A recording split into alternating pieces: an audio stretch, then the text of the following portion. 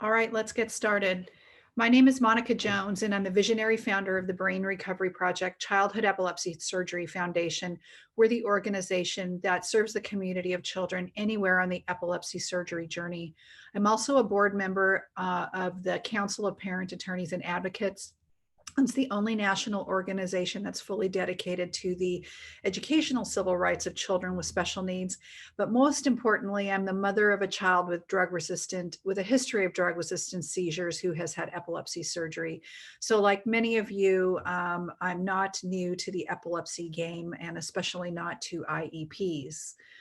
Just an FYI, a quick disclaimer, this is not intended to be legal advice. This is just information for you. So if you want legal advice about your child's IEP, you should seek the advice of a experienced special education attorney.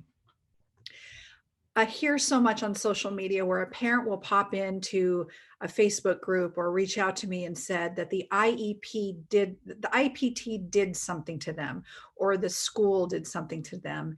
And I want you to go into this presentation with the attitude that you're going to stop letting IEPs happen to you.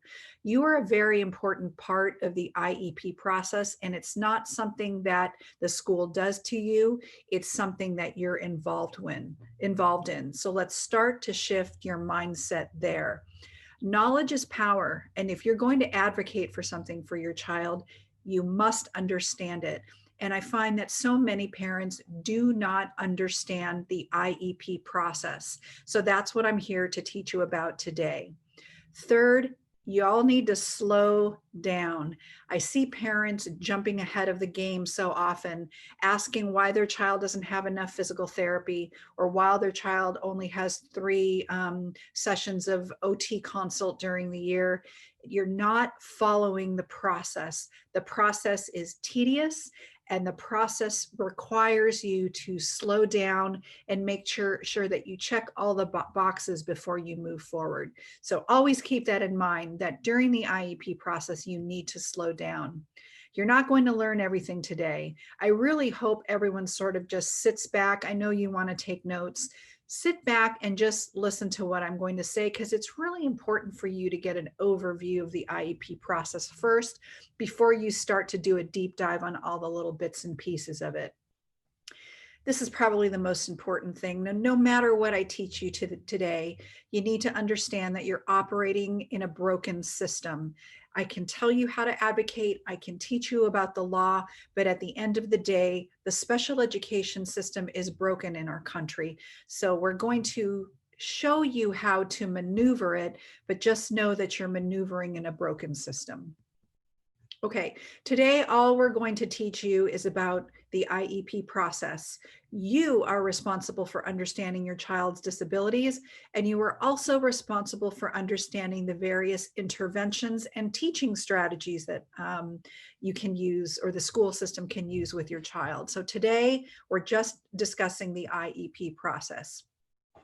Before we start building your child's IEP, I want you to understand or assume 4 things. Assume you're going to go to due process. Due process is what many of you commonly think of as a lawsuit. It's technically not a lawsuit, it's an administrative hearing. But assume, for purposes of this training today, and honestly, anytime you're building your child's IEP, assume that at the end of the day, at the end of the process, you're going to go to litigation or to an administrative action, which is called due process for your child. Second, assume that every member of the IEP team is going to testify against you. Assume you will not be able to testify. Everything has to come from the assessments that occur of your child. I like to say to some parents, like, pretend you can't talk during the upcoming litigation that's going to happen. Assume that the hearing officer is going to be biased against you, because many are. They see parents as wanting too much for our children, or they see us as biased because, hey, at the end of the day, we love our kids and we want what's best for them. So you're going into this process with all of these assumptions that are honestly against you. So start to operate with these 4 things in mind, so that when you're going through the IEP process, you have all these little things at the back of your mind, and it's going to train you to, follow up with an email or make sure that you get the right assessment in place, keeping your verbal conversations to a minimum so that you can use these things in due process later on. So what is the IDEA? The IDEA is the Individuals with Disabilities Education Act. It is a federal law. So anytime that you see it referred to, you're going to see 20 USC ... That is the citation for the statute. Then there are regulations regarding the statute. Then there are thousands and thousands and thousands of case law federally that interpret the law. And then there are letters from the Office of Special Education on the federal level that you can log on to that website and see all the opinion letters that that entity writes. There are also state laws around the IDEA. If the federal law is silent, then the federal law is actually passing on the jurisdiction to the states on that issue. What does this mean for you today? Today, we're only going to talk about the federal statute. We're really not going to do a deep dive into the regulations or the case law or the letters, but you're responsible for starting to understand sort of where the law fits with all the other things below it. The federal law is the most important. So if you understand it, you're going to understand the rest of the laws generally that also apply. Have any of you read the IDEA in its entirety? I would bet that most of you have not. And if that's the case, print it out. We have a copy on our website, or you can go to, just Google the Individuals with Disabilities Education Act or buy one of the Rights Law books, but print it out and read it from front to back over and over again so that you can understand what the law says about your rights. What's really important to understand is what's called the preamble to the law, which is the reason why Congress passed it in the first place. If you focus on these things, you're going to understand the whole reason for your child having an IEP. So Congress stated that disability is a natural part of the human experience and in no way diminishes the right of individuals to participate in or contribute to society. Improving educational results. So that's the first thing that they really said. So improving educational results for children is an element of our national policy to ensure equality of opportunity, full participation, independent living, and economic self-sufficiency. So the IDEA is all about these things: full participation in adult life, independent living, and economic self-sufficiency. So you're building that IEP. So by the time your child leaves school, they have full participation, independent living, and economic self-sufficiency to the maximum extent possible given their disability. We want high expectations. We want them to have access to the general education curriculum to the maximum extent possible. Print out these 2 slides, put them up in your room, and know all the time that this is what you're building towards. The IEP is getting your kid ready for adult life. That's the whole purpose of it. You want them to meet developmental goals, have challenging expectations, productive, independent adult lives to the maximum extent possible, strengthening the role and responsibility of parents. So again, this is at the very beginning of the law, and it's the whole purpose of the law. It's why we have it in the first place. So you need to understand the why behind the law. There are 6 overarching principles of the IDEA. Sorry, I'm going fast here, but I have a lot of slides to put into 1 hour. So this is why I asked you to just kind of sit back and listen for this piece. 6 principles of the IDEA. First, a free, appropriate public education. That's the first principle. We're going to go through all of these. Second is appropriate evaluation. Circle this, put a yellow highlighter over it. Extremely important that all children with disabilities are appropriately evaluated. Third, they have an individual education plan. That's the IEP that meets the child's unique needs. Are their unique needs the needs of all the kids with autism in the school? Therefore, they put them in the autism class. Are their unique needs the needs of all the kids with mild to moderate disabilities in the school? So that's why they shove them into that class. Think about that. The IEP is about your child's unique needs, not the needs of the other students in the class.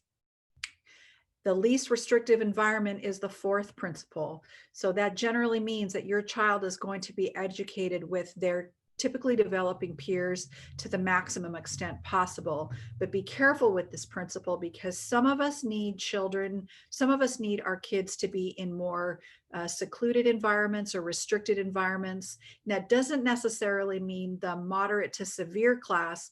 For some of you whose children have what I would characterize as just learning disabilities, they may need an intensive program to help them learn how to read. That's technically more restrictive. So the school's going to be pulling you to a least restrictive environment with less supports, and you're going to be in this tug and pull situation where you want your child to go to a special school for kids with dyslexia, for example. So remember that this item 4, least restrictive environment, you have to be careful of it, because sometimes this can work in the school district's favor. Parent participation is very important. You always have to feel like you are fully participating in the IEP process. And then 6th is procedural safeguards. We're going to go through those. So often it feels like the IEP process is a battle, and I'm telling you, it is. You really feel like you're at war sometimes with the school district. So I'm going to give you your shield and your sword. These are your procedural safeguards. You would not go into battle without a sword or without a shield. So understand these right now. This is what you kind of arm yourself with before you go in. In order for you to have a meaningful opportunity to participate in developing that IEP, remember when we go back one slide, that full parent participation is what is important. You have rights, you have procedural safeguards when you go in. Number one, the school has to always provide you with a written explanation of your rights. Number two, you have a right to review your child's educational records. Number three, you have the right to consent before they first evaluate you, or before they first evaluate your child, or before they provide special education. Excuse me. You have to consent to any time they evaluate your child, or the first time they provide your child with special education. You have to consent to it.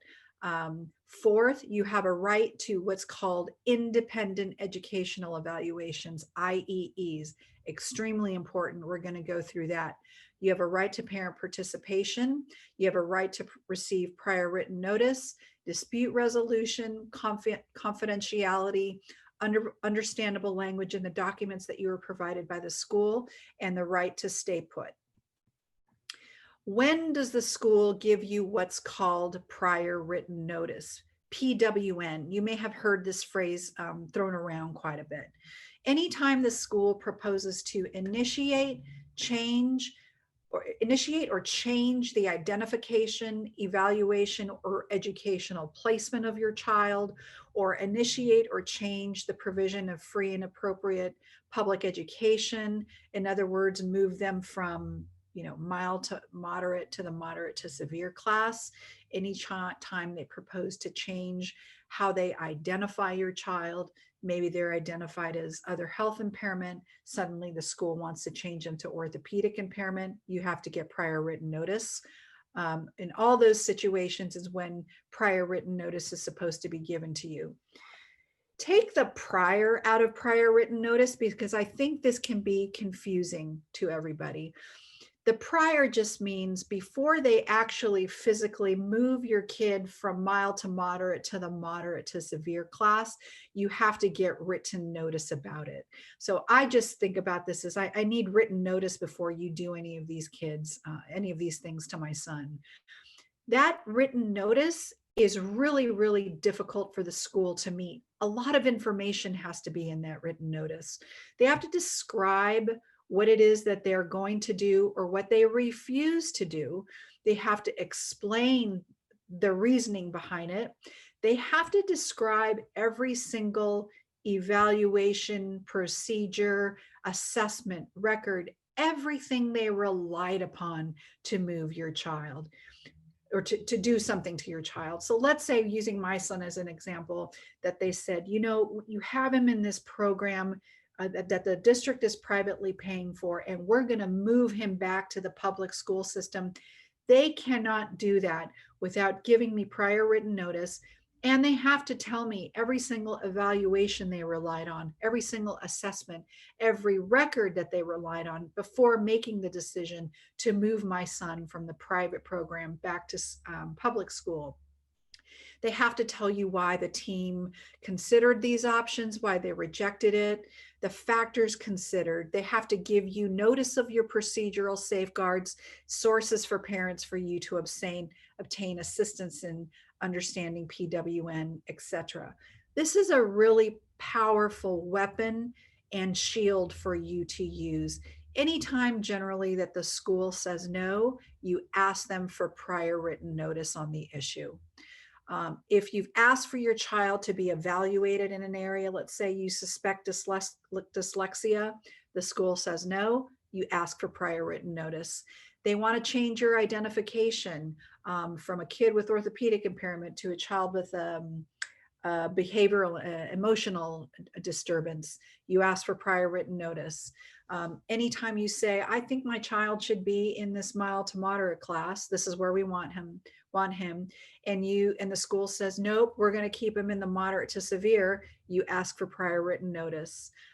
They want to change you from 3 hours of PT a month. They change it down to 30 minutes of physical therapy a month, and you disagree with that, or you don't disagree at all. You just say, I want prior written notice. These are all the situations where you would get that. Okay, so now you've got your weapon, right? You've got your prior written notice weapon, your sword, your shield. You know that you have the right to investigate your child's records. You know you have a right to an IEE, for example. We'll get to that, but this is all your battle gear that you're going into the IEP with. The IEP process can really just be broken down into 7 steps. The first is referral, second is evaluation, third is identification, fourth is developing the IEP, 5 is placement, 6 is review and revise the IEP, and 7 is reevaluate. So let's go through all of these 7 steps. Number 1, referral. The school district has a very heavy burden that the federal government puts on them, and that is called child find. Every school must locate, identify, and evaluate every single child in the district that has a disability. Very, very important. You can request an initial evaluation of your child, or the school can, or a teacher can, because they're under that obligation to find every child with a disability in the district. And that's really it. And sometimes I hear parents say, well, the school said no, they're not going to evaluate my child. They think his grades are good enough.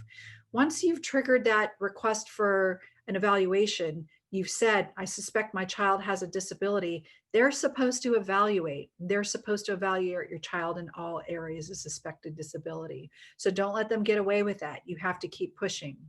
Step 2, evaluation. We're going to spend a lot of time on this because, in my opinion, this is the most important part of the IEP process. The school's comprehensive evaluation plan must assess your child in all areas of suspected disability. If you disagree with even one of their assessments, you can request an independent educational evaluation at district expense. So let's break this down. Why is this so important? Because remember I said that you weren't going to be able to testify in the due process hearing. I like to say to moms, dads, I know some of you are out there, but it's typically only moms, what mommy wants doesn't matter. Everything that you want for your child must be evaluated in those school assessments. Just because you want a one-on-one aid for your child doesn't mean you're just going to get a one-on-one aid. The evaluations must show that your child needs a one-on-one aid for whatever reasons are appropriate for schools to access the educational curriculum or for safety reasons.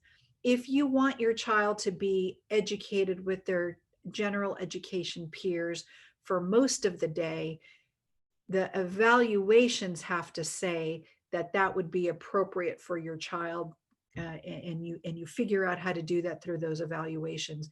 Just because you want something doesn't mean you're going to get it. So start training yourself that everything that your child needs has to come from those evaluations. These are the most important part of the IEP because they're going to um, pull out what your child's strengths are, what their weaknesses are, and what interventions are. And if you ever do need to go to due process, and so you want to hire an attorney, the first thing the lawyer is going to say, well, what are the evaluations, or what do the evaluations say? They're not going to say, well, tell me what you wanted, and mom, tell me what you think that your child should have. They want to know what the evaluations say, because we're biased, and the evaluators are going to give a clear picture of what your child's strengths and weaknesses are. Before you even start the evaluation process, you want to write what's called a letter of parental concerns to the school. Take a picture of this, take a screenshot. This is something that you draft before the IEP gets started, because every single thing that is listed in your parental concerns must be addressed in the IEP. But you do want to make the letter of parental concerns short. All of us have a ton of parental concerns. My son has just about every disability category listed under the IEP, so I could have a 10 to 15 page letter of parental concerns. I'm not going to do that. I generally recommend that you pick the top 3 to 5 concerns that you have for your child for that academic year, and you put that in your letter. So what assessments are needed for a child with a different brain? All of us have kids with a different brain than neurotypically developing peers because they have a history of epilepsy. They may have controlled epilepsy, but they're on anti-epileptic drugs, or they've had some kind of epilepsy surgery. So let's start. I like to go from top to bottom. So let's start with vision. You want an assessment that checks how sharp your child's vision is. That's acuity. Generally, that's fine with a school assessor. You also want to check for ocular motor control, the visual fields, whether they have a field cut. They may have, for example, cortical dysplasia in the occipital lobe, so that might affect their visual fields, or they've had some sort of a surgery that affects what they see. How they process vision. Do they have what's known as cortical or cerebral vision impairment? How do they use their vision? Again, kids with cerebral vision impairment may not use their vision in the same way that other children. Some of the drugs that your kids are on are known to cause vision impairment. So this is the first evaluation that the team should be doing. And you always let the school evaluate right out the gate. It is their right to evaluate. In fact, this is the process. The school evaluates first. If your child sees a neuro-ophthalmologist, give the school that assessment so the school can understand what the neuro-ophthalmologist says about your child's vision. Highly recommend, by the way, if your child has a history of epilepsy or absolutely with epilepsy surgery, your child should see a neuro-ophthalmologist. Hearing, we really don't think about hearing too much. They might have that typical hearing test at school. Yeah, they can hear, and that's just an audiometer test. What you really want to understand is how your child processes sound. If they have a history of temporal lobe epilepsy, or if they've had part of the temporal lobe disconnected or removed in an epilepsy surgery, they're going to have an auditory processing challenge. In other words, their brain isn't processing sound the way others do. Why is this important? Because typically our kids are taught in loud classrooms with multiple speakers. They may not be able to figure out who's speaking at what time, or sounds may sound jumbled. And for those of you that have children with the potential to learn how to read, reading is 50% visual and it's 50% auditory. You have to be able to understand the sounds that the letters make, the sounds that the letters make together in order to learn how to read. So it's phonological. And if your child has an auditory processing disorder, they can't figure that out. The problem with auditory processing assessments is that most audiologists are not trained to do them. So the school has to find an audiologist that has specific training in central auditory processing disorder. And secondly, typically an IQ of 80 is needed for auditory processing assessment. So if you have a child with an IQ of less than 80, you probably won't be able to get an auditory processing assessment for them. The school might say, we don't do that here. That's not your problem. If they don't do that here, you just say, well, you need to find an audiologist that does that, because you're supposed to evaluate my child in all areas of suspected disability. Orientation and mobility. This is typically done by an O&M specialist. They have to assess your child in static, dynamic, familiar, and unfamiliar environments. What does that mean? A static environment would be the classroom where nobody's touching the chairs, nobody's touching the tables. The classroom is as it would be when your child enters it. That's the static environment. A dynamic environment would be, for example, the playground during a time when there are a bunch of kids running around, balls being kicked through the air. That's a dynamic environment. So the O&M specialist should assess your child in that environment. Unfamiliar environment, that would be perhaps a new school campus that they've never been on before, or a new classroom. That's an unfamiliar environment. And then a familiar environment, of course, is like a classroom that they were just attending for the last year, or maybe the physical therapy room that they're familiar with because they've been in it often. This should also be done in conjunction with the vision, hearing, mobility, and cognitive assessments, because orientation and mobility is really interweaved with all of those other processes that we have. So make sure when you read the O&M's assessment that they mention that they've coordinated this with the other specialists on the team. Gross motor, this is kind of easy. We're all familiar with that. This is what the physical therapist does. For those of you that have children, for example, that are ambulatory, they would check their strength, endurance, balance, and coordination. Really, they would do this with all of our kids. For those of us that have kids that are more challenged, so my son can walk, but he doesn't walk well. He can't transfer from sitting to standing. So they're going to check his functional ability, his ambulation, how he transfers maybe from the wheelchair that he uses when he's tired to the chair in his classroom. So make sure all of these areas are assessed in the physical therapist assessment. The next assessment, which may be done both by the OT and by the PT, is the fine motor, sensory processing, and activities of daily living assessments.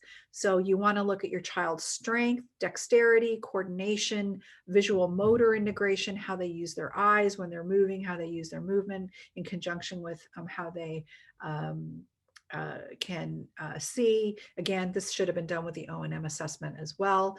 And then self-care. We don't really think about this too much, but the IEP also addresses self-care. Why? Because remember at the beginning, we talked about how the IEP prepares your child for adult life, and self-care is very important when you live independently. Toileting, dressing, eating, all of those things should be done during this assessment as well. Speech and language. Speech is things like articulation, prosody, the intonation that they use, how they stress syllables. So if you have a child who talks like this, then you know they have some problems with their intonation and their prosody. Pragmatics, this is the give and take of conversation. And this is really one of the most important parts of speech and language, is how do you speak to others in a social situation? Again, why is this important? Because we're preparing them for adult life. So if you have a kid who can talk, but they don't know how to pause while somebody else is talking, actually a lot of adults don't know how to do this as well, but they don't know how to pause. They don't know how to ask questions appropriately. They don't know how to wait for the other person to stop talking before maybe they interject a story. The speech evaluation should reveal this in the evaluation as well. Language, how they use their expressive vocabulary, how they use their receptive vocabulary, how they process language. This is what should be teased out in the language portion of the speech and language evaluation. Those of us who have kids who are nonverbal or who have challenges with articulating their words, get that augmentative assistive communication assessment as early as possible. And I recommend this for you all that have kids who have trouble with spoken words. That's that first IEP when they're 3 years old. It is a myth that a child who starts on an augmentative communication device first is not going to learn how to talk. That's a myth, or that it's going to hold them back from learning how to talk. There's no evidence to show that. You want to give that child every opportunity to learn how to communicate with a language partner in any way possible. So that could be signs, that could be spoken word, but it could also be an augmentative assistive communication device. And this is something that replaces natural speech. So the AAC evaluation would also determine which device is appropriate for the child. And for many of us today, that's just a little iPad that the child can use with an app to communicate with others. Okay, the educational evaluation. They're going to see how your child is doing with reading, mathematics, and writing. Those are really core educational subjects. So you should make sure that all of that is in there. The other subjects, science, social studies, the softer things, that's also going to be teased out in that educational assessment. One really important thing, so this is not just kids with intellectual disability, but children with epilepsy in general have challenges with learning how to read. And the more severe the epilepsy is, the more severely challenged they are with learning how to read. And if you have certain epilepsy surgeries, like the big ones, hemispherotomy, to posterior quadrant resection, now you've affected some of the reading circuits, the visual circuits pretty significantly. Many of us have kids with an intellectual disability on top of everything. So the question is, can they learn how to read, or should they just be in a life skills class? There is a growing body of evidence that children with intellectual disability can learn how to read. So our team firmly believes that any child, regardless of the extent of their intellectual or other disabilities, should be taught how to read as early as possible. There are some papers out there about how even children with IQ as low as 40 can learn how to read with intensive intervention. So you want that educational assessment to tease out any of your child's what's called pre-literacy skills. Can they identify letters? Can they identify that the P makes the P sound and the K or the hard C makes the K sound? These are things that are going to be teased out in that educational assessment as well.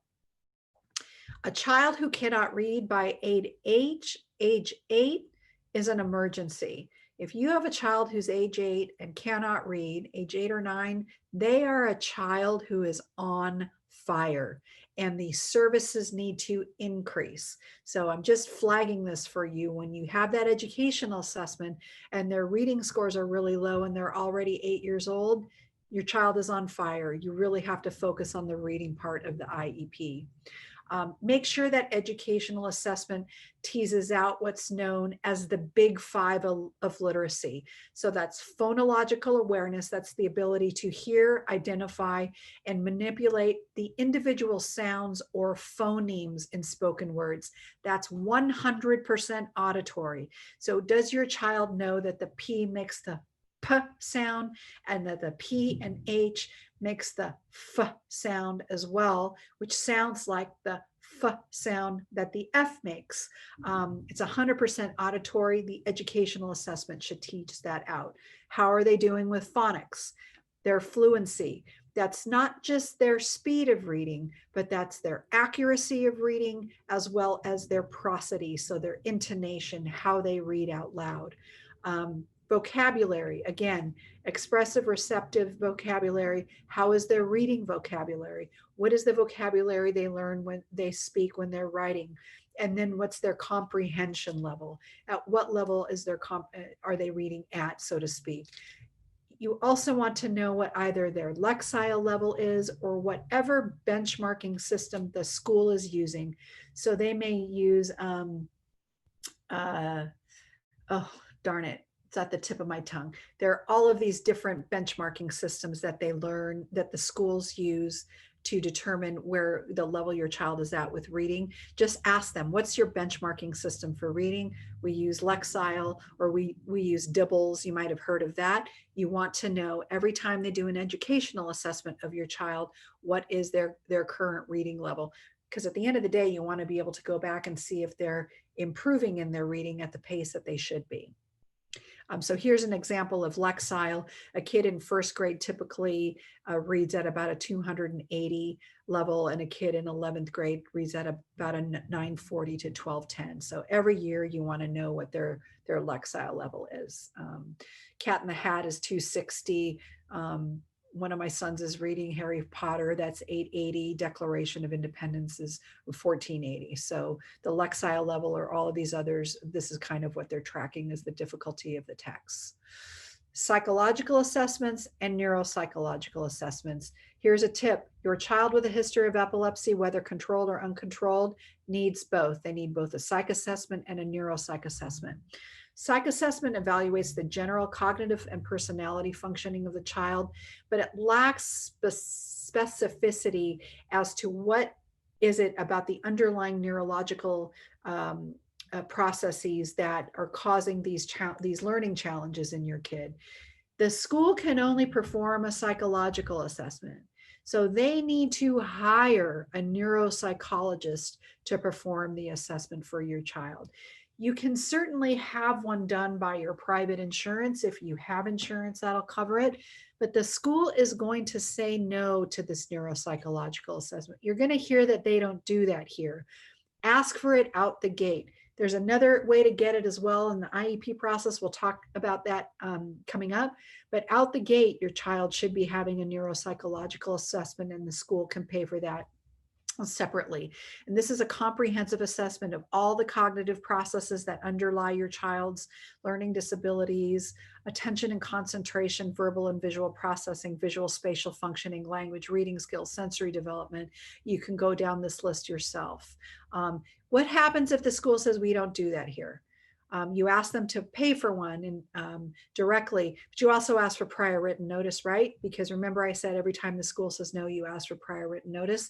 So at this point, you ask for prior written notice because they've said school to a they've said no to a neuropsychological assessment.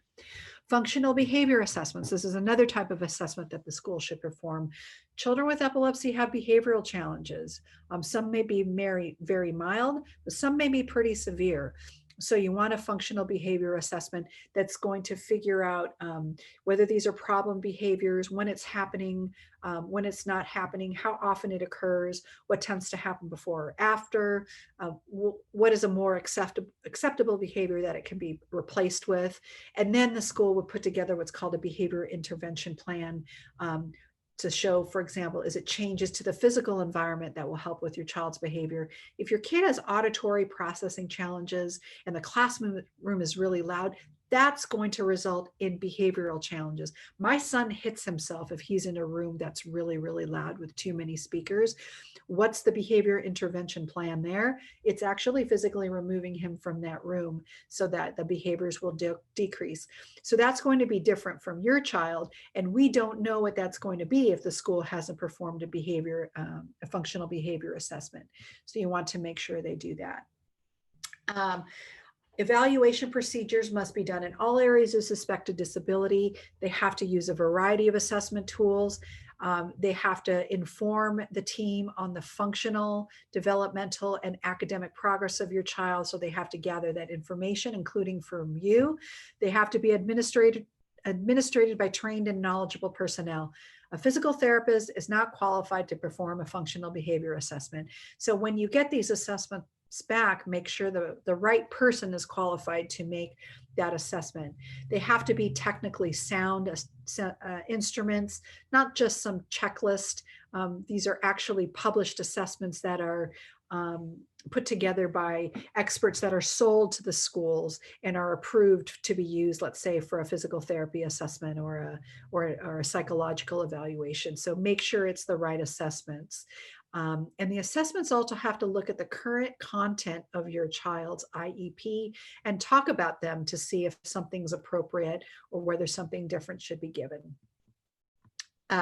Remember that the comprehensive educational evaluation that the school is required to perform of your child is made up of many, many, many, many different assessments.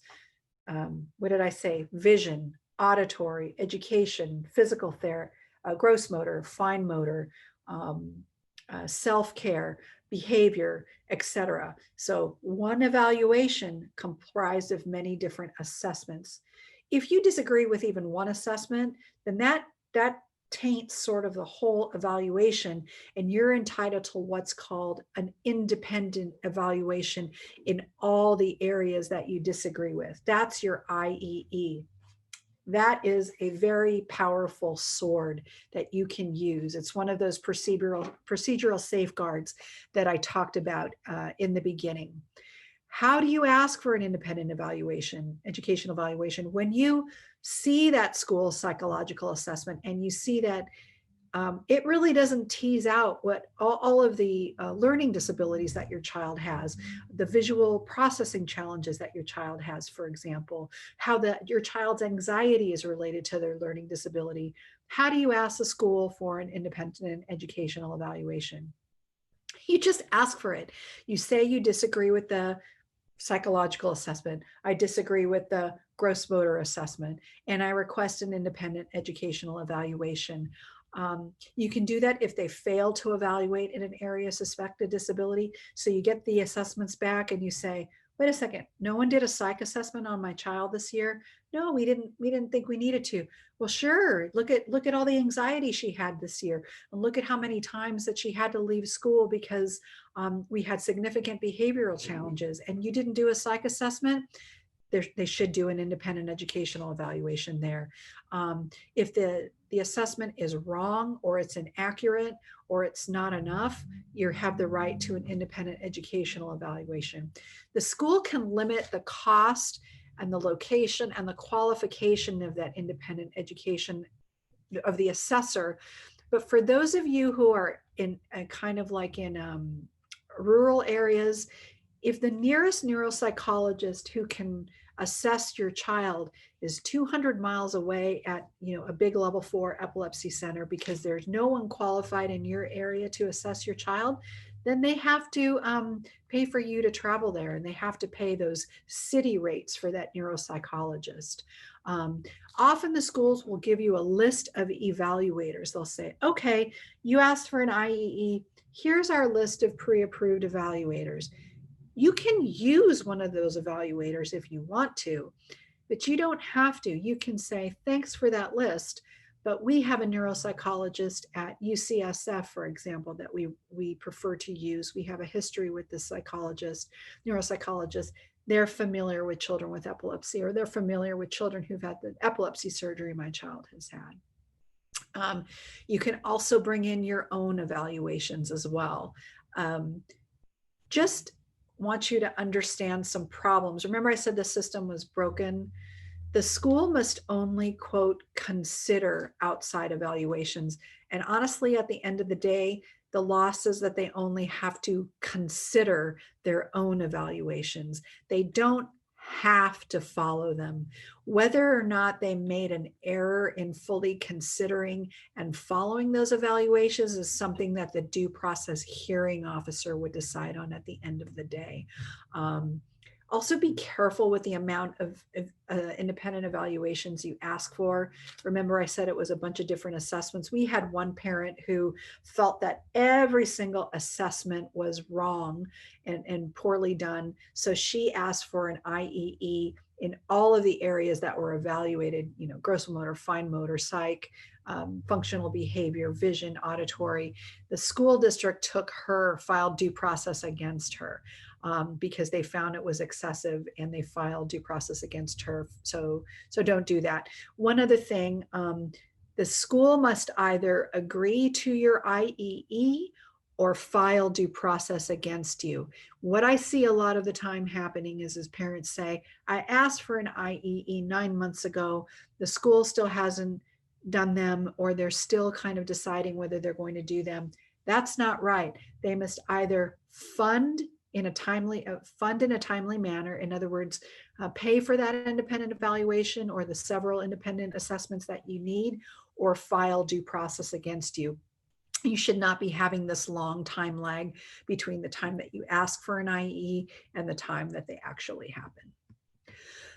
Excuse me, I'm starting to lose my voice. Always ask for assessments ahead of the IEP meeting. So the school has to assess your child. You want to get those final assessments way before the IE meeting, as early as possible, because you have to review them before that IEP meeting. How are you going to know if you disagree with the school's evaluation and need an independent evaluation if you're getting, the big stack of evaluations at the beginning of the IEP meeting? And that happens all the time. If you find that happening, then you say, well, I asked for the evaluations ahead of the IEP meeting. I did not get them. And it's 11 o'clock. We just started the IEP meeting. It's going to take us all about 3 or 4 hours to go through these evaluations. So I'd like to know right now, when are the next times we're going to extend this IEP meeting to, because certainly we're not going to finish today. So my son's triennial is coming up. I asked the school team last week for a final draft of their evaluations. That's the other thing. You're entitled to a final draft, not a draft. You're entitled to the final version of the assessments. Don't let them play that game with you also, where they just give you a draft and we'll discuss it at the meeting. You're entitled to the final. Go through those assessments and highlight in yellow all your child's needs. And some of us have kids with a lot of needs, and that might make you sad, but you know what? If your child has needs, that becomes the goals. And you also want to highlight what your child's strengths are, because you use your child's strengths to support those goals in the IEP, and the goals come from the needs. If you have a kid with no needs, then you have a kid that doesn't need an IEP. So my son's evaluations, he's got multiple disabilities, lots of needs in there. There are going to be lots of yellow highlight, and then I pull out all the needs. Why? Because the needs all have to be addressed by that IEP. That's what the law said. Every need identified in the IEP has to be addressed somewhat in some part of the IEP. You can find this spreadsheet. I think it's on our website, but you grab a spreadsheet and put every need identified in the assessment in a column, because you're going to have a goal that goes with every need. And then we're going to figure out what special education, aids and services, related services are needed for your child to meet that goal. Let's start going through this here. Step 3, identification. Your child has to be identified as having one of the 13 disabilities listed in the IDEA. A diagnosis is not enough, and I see this all the time. My child was diagnosed with epilepsy, but the school didn't give them an IEP. Just because your doctor diagnosed your child with autism or cerebral palsy or epilepsy or whatever it is that you have a diagnosis for your child, it does not mean that that is enough to have your child identified as having one of the disabilities listed under the IDEA. Doctors diagnose, schools identify. Doctors diagnose, schools identify. So always keep that in mind. A diagnosis is not enough. In order to be identified as a child with a disability, you need to meet 3 things. First of all, they have to have at least one of the 13 listed disability categories. They have to need special education, and they have to need a related service. If your child does not have all 3, then they don't get an IEP. Typically, these are the kids that will get a 504. So they either have one of the disabilities that's not listed under the IDEA, or they have a disability like they have epilepsy, which is considered an other health impairment under the IDEA, but they really don't have any implications from the disability that affect their access to the general education curriculum. In other words, they don't need special education, or they don't need a related service. If you can't meet items 2 and 3, then your child will not get an IEP. So for those of you that are frustrated that your child has a 504 and you want an IEP, go back and see what happened when they were identifying your child, because for some reason, the district concluded that your child did not need special education or a related service. So first, does your child have at least one of the recognized disability categories? There they are: autism, blindness, emotional disturbance, deafness, visual impairment. Other health impairment is generally epilepsy. Where is low functioning? I hate that phrase. I have a child who would typically be characterized as low functioning. Low functioning is not listed anywhere here. So you want to find the best disability category for your child. Those of us that have kids that have multiple disabilities, that's generally the better place. That's where I have my, I have my kid as orthopedic impairment first and visually impaired as second. And the reason I do that is because the school gets more money for those two disability categories.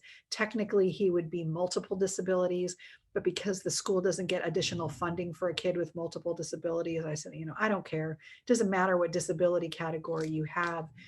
The disability category is what opens the door to special education. So you want to choose, you want your child identified as having at least one of those. All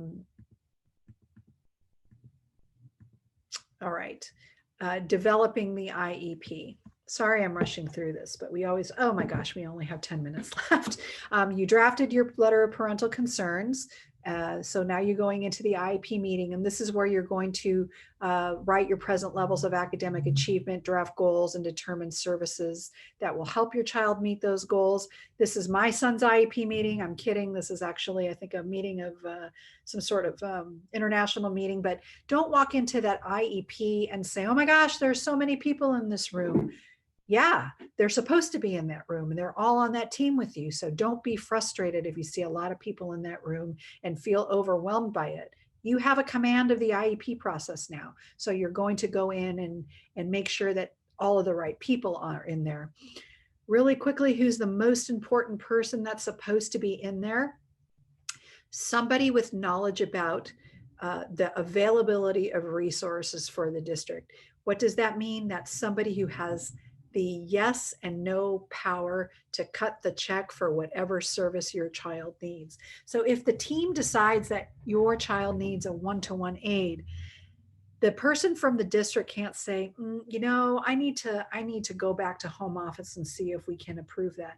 No, you need someone with authority in that room. And if that happens, I'll say, we can wait. You can go ahead and make that call right now, and we'll wait for you to make that call. What I do typically is the first thing I ask is who's here, who's knowledgeable about availability of resources of the district. And someone from the district might say, well, I'm not, but I have them on the line. That's fine. I'll agree to that. I don't expect someone to be physically present, but as long as I know they're on the phone and we can call them if we need to talk about that. All right, present levels of academic and functional, academic achievement and functional performance. This is what your child can do today, right now, presently, and this is everything that comes out of those assessments. And you want to see how your child's disability affects them in the general education, if they're making progress, and their strengths and weaknesses. And you want to make sure this statement is updated every single year. And you want to make sure it passes the stranger test. In other words, if somebody who does not know your child, who's never met them, reads the present level statement and does not understand how your child is, then it's not going to pass the stranger test. So we'll look at this really quickly. I don't know anything about this child. I don't know what it means when you say that his full physical is 21% and his verbal prompt is 10% and he has a 27% access to independent switch. This is all meaningless. So this would never pass the stranger test. That PLAF statement is very important because it is what supports everything else in that IEP. The assessments are what makes that present level statement really strong. It's how you develop your goals, services, aids, accommodations, and placement all rest on that present level statement. I know we only have 5 more minutes. I do want to tell you all that if you go to brainrecoveryproject.org, we have 5 free webinars that train you on the IEP process. They're generally around epilepsy surgery, but it's the same process. We just have some anecdotes about epilepsy surgery, and you should feel free to pick up where I left off here, which is at the present level statement. Really, it's a lot to shove all of this into 1 hour, and clearly I was unsuccessful at it this year. So I'm just telling you right now that what you can do is just go to our website at brainrecoveryproject.org and take the next webinars that will complete this series. So my apologies for not finishing. I should have known better. I'm not sure if anybody has any questions or if we're taking any questions at the end.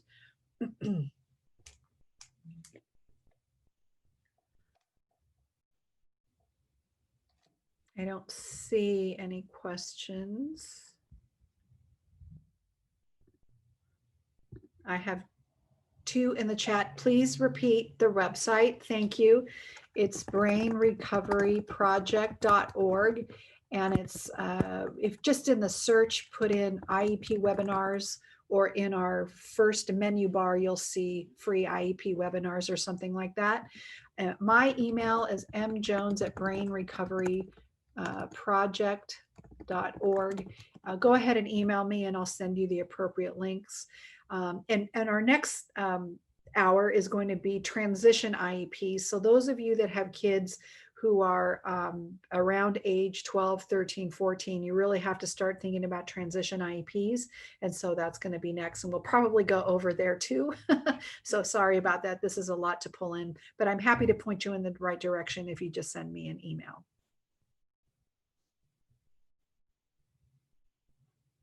Sorry, everybody's on mute, so I can't really hear your questions. If you want to put them in the chat.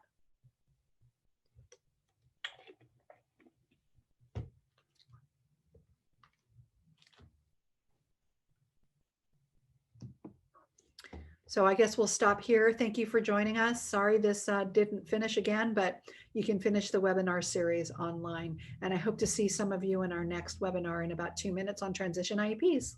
Thanks. Thank you, Monica. Do we stay in the same room?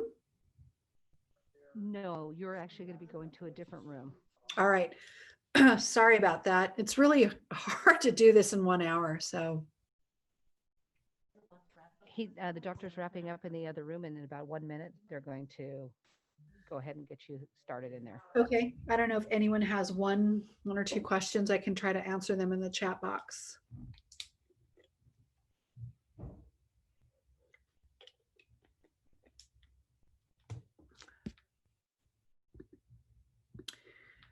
Thank you. I just finished my daughter's first IEP last week. Oh, I'm sorry. Your eye must be twitching. I remember my son's first IEP, very stressful, but I hope you learned something today.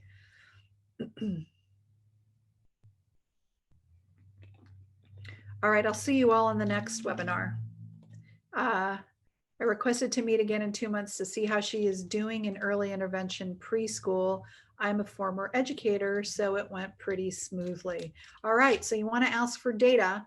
So what she is doing means you want to see the data. How is she making progress on her goals? We didn't get to cover that, but you don't want just a statement that she's doing great. You want to see actual data on progress on each individual goal. And if you don't have that into the in the IEP already, call an IEP meeting to ask for that, how you're going to track progress in the goals. Okay, bye everybody. Thank you so much. A transition IEPs.